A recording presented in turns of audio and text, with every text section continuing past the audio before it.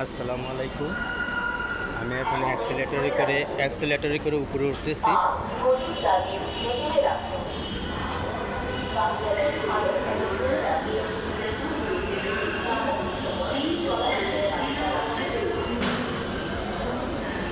এখন উপরে উঠতেছি, আমরা কিছুক্ষণের মধ্যেই মেট্রো রেলে উঠে পড়ব।